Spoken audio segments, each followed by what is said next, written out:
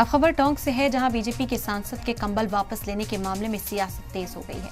अब कांग्रेस माइनॉरिटी की टीम ने कुरेड़ा बुजुर्ग गांव में जाकर जरूरतमंदों को कंबल बांटे। इस दौरान खवातीन के चेहरे पर खुशी दिखाई दी। इसी दौरान शकुरन नाम की मुस्लिम खातून भी मौजूद रही। शकुरन ने भी अपने हाथों से जरूरतमंदों में कंबल बांटे।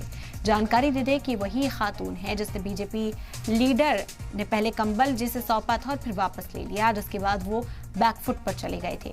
मीडिया में खबर चलने के बाद बीजेपी लीडर ने माफी भी मांगी है।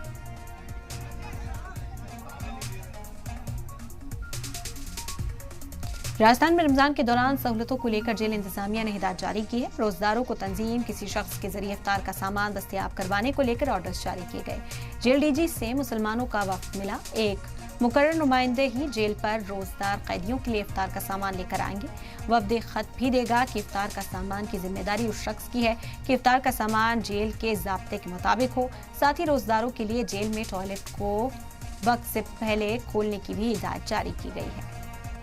डीजी साहब को कि हम पूरे प्रदेश में जहाँ जहाँ जेलें हैं और जहाँ मुस्लिम बंदी हैं उनके लिए सहरी और अफ्तार का जो हमारा काम है उसको हम तरतीब से करें।